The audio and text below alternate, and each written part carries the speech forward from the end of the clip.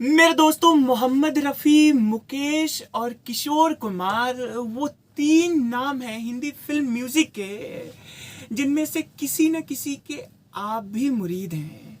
ये यूं कहा जाए कि आप कंफ्यूज हो जाएंगे कि भाई आप सबसे ज़्यादा किनको चाहते हैं।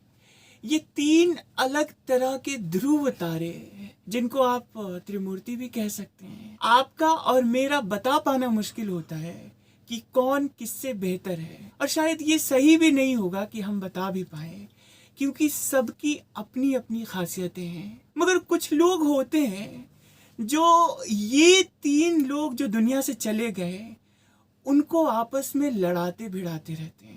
मैंने बहुत सारे वीडियोस पे सुना कि इनका इनके साथ में ऐसा ऐसा होता था, वैसा वैसा होता था, जबकि वो दौर ही म्यूजिक के हिसाब से सुनहरा था और हेल्दी कंपटीशन हुआ करता था। मुकेश जी मोहम्मद रफ़ी साहब की कितनी इज्जत किया करते थे वो आप इस बात से जान सकते हैं कि अपने बेटे नितिन मुकेश को वो कहते थे कि बेटा, रफ़ी की तरह गाने की कोशिश करोगे तो लंबी रेस के घोड़े साबित होगे। वो मुकेश जो दिन ढल जाए फिल्म गाइड का सुनते हैं तो मीठी सी शिकायत करते हुए रफ़ी साहब को फ़ोन करके कहते हैं कि रफ़ी भाई 2 महीनों के लिए आप चले जाओ ताकि हमें कुछ अच्छा गाने का मौका मिले। और वही मोहम्मद रफ़ी जब किशोर कुमार को एक छोटा सा अंतरा गाने के लिए फ़ोन करते हैं तो किशोर दा, जिनको मना पाना बड़ा मुश्किल काम होता था, वो मोहम्मद रफ़ी के एक टेलीफोन पे पहुंच जाते हैं। वो पर्दा है पर्दा में अकबर तेरा नाम नहीं गाने के लिए। तो अकबर मेरा नाम नहीं है। तो आज इन तीनों से जुड़ी हुई कुछ ऐसी बातें मैं आपको बताने जा रहा हूँ जो इत्तेफाकन ट्रैजिक भी है, और आप समझ पाएंगे कि तीनों एक दूजे के लिए कितनी इज्जत रखा करते थे। 26 जुलाई 1976 की बात है कि फेमस तारदेव में फिल्म सत्यम शिवम सुंदरम के गाने की रिकॉर्डिंग चल रही थी। चंचल शीतल निर्मल कोमल संगीत की देवी स्वर सजनी, चंचल शीतल निर्मल कोमल संगीत की देवी स्वर सजनी। इस गाने को कंप्लीट होने में बहुत वक्त गुजर चुका था और मुकेश जी इस गाने को रिकॉर्ड करने के बाद फौरन लता मंगेशकर और हृदयनाथ मंगेशकर के साथ एक म्यूजिकल ट्रूप पर निकल जाते हैं। मुकेश जी को लता जी के साथ इस फिल्म का एक और गाना गाना था, वो औरत है तू महबूबा, तू सब कुछ है वो कुछ भी नहीं। और मुकेश जी कहते हैं कि लौटकर इस गाने की रिकॉर्डिंग करूंगा। अब किस्मत देखिए कि अगस्त की 27 तारीख 1976 ही है, डेट्रॉइट मिशिगन अमेरिका में जिस होटल में मुकेश जी रुके हैं उसके 20वें फ्लोर पर हारमोनियम के साथ प्रैक्टिस कर रहे हैं। शाम के 4:30 बजे हैं।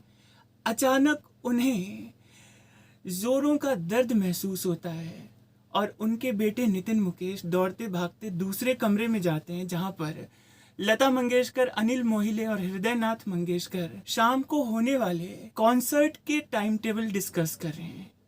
नितिन मुकेश जी हृदयनाथ मंगेशकर के पास जाकर कहते हैं कि पापा आपको बुला रहे हैं। जब ये लोग पहुंचते हैं मुकेश जी के पास तो मुकेश जी पसीने से तरबतर हैं, और जैसे ही हृदयनाथ मंगेशकर उनको लिटाने की कोशिश करते हैं तो मुकेश जी दर्द से कराहते हुए कहते हैं कि लेटने पर और दर्द महसूस होता है। होटल वालों ने डॉक्टर को बुलवाया तो डॉक्टर आते ही समझ गए कि दिल का दौरा पड़ा है, सो एक व्हील चेयर पर उनको रखा गया और उनके हाथ को व्हील चेयर के हत्थे से कस दिया गया। एम्बुलेंस में उनको सवार करके हॉस्पिटल की तरफ भागा गया। हॉस्पिटल जा ही रहे थे कि एम्बुलेंस में नितिन मुकेश जी को कराते हुए मुकेश जी कहते हैं कि ये पट्टा खोल दे बेटा, और नितिन मुकेश जी पट्टे की जो पकड़ है वो ढीली कर देते हैं। आईसीयू में ले जाते हुए मुकेश जी बमुश्किल ही अपना हाथ उठाकर अपने बेटे की तरफ देखते हुए इशारा करते हैं जैसे कह रहे हो कि अलविदा बेटा, और आधे घंटे के बाद ही वो दुनिया से चले जाते हैं। मुकेश जी जो हिंदुस्तान से गए सही सलामत, मगर लौटी उनकी डेड बॉडी 30 अगस्त 1976 को बाणगंगा क्रेमेटोरियम में मुकेश जी का अंतिम संस्कार कर दिया जाता है। मगर जैसे मुकेश जी को हिंदुस्तान लाया गया था, उस वक्त मोहम्मद रफ़ी की तबीयत नासाज चल रही थी। डॉक्टरों ने उनको कहीं भी जाने आने से मना किया था, मगर वो कैसे रुकते थे अपने दोस्त और अपने कंटेम्प्रेरी मुकेश जी की डेथ जैसी खबर सुनकर।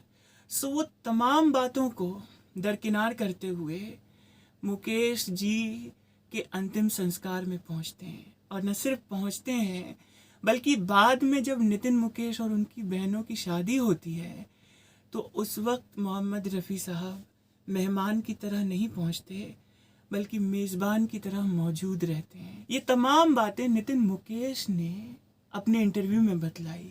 अब मोहम्मद रफ़ी साहब के बारे में सुनिए।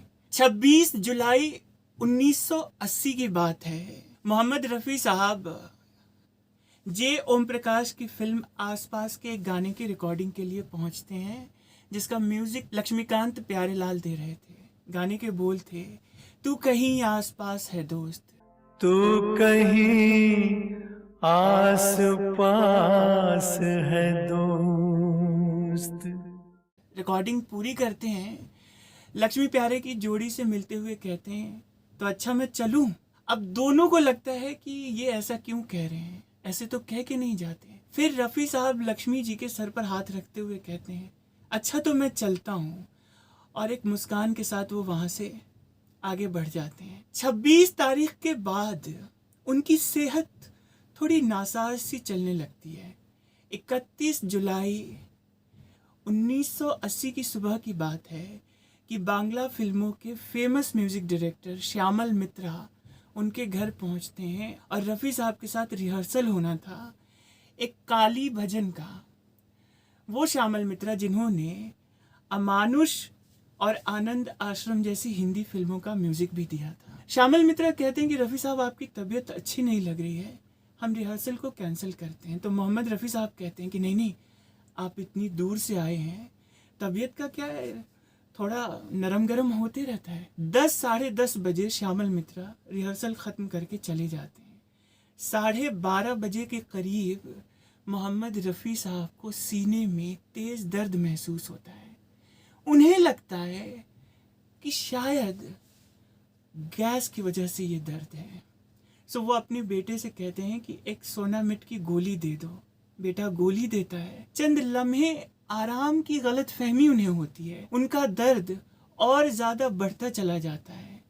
फिर उनके फैमिली डॉक्टर मोदी को फ़ोन में लाया जाता है और इत्तेफाक ऐसा कि डॉक्टर मोदी अवेलेबल नहीं होते हैं। फिर डॉक्टर चंद्रमणि को बुलवाया जाता है और डॉक्टर चंद्रमणि आकर सीधे कहते हैं कि जितनी जल्दी हो सके रफ़ी साहब को लेकर हॉस्पिटल भागो।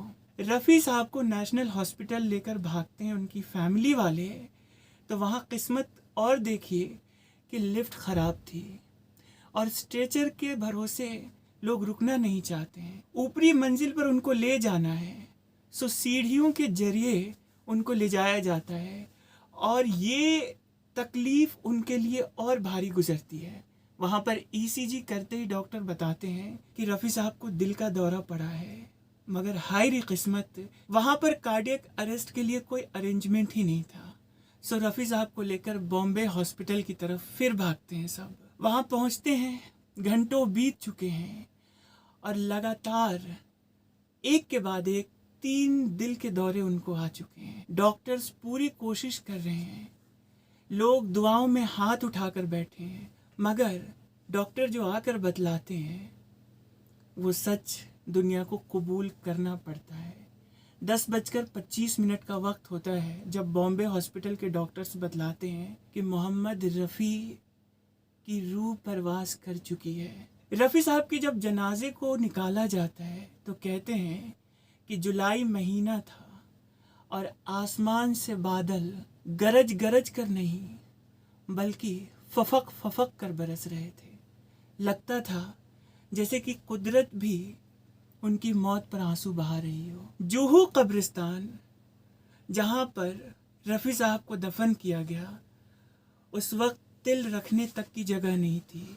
और मैं आपको बताऊं, तो वैसे तो उनकी मौत पर दुनिया रो रही थी, मातम कर रही थी, मगर उनके एक और अजीज किशोर कुमार, वो भी पहुंचे थे उनकी मौत की खबर सुनकर, और रफ़ी साहब के कदमों से लिपट कर वो जार जार रो रहे थे, जैसे किसी बच्चे का कोई बाप चला जाए। और ये खुद अमित कुमार, जो कि किशोर कुमार के बेटे हैं, उन्होंने बतलाया।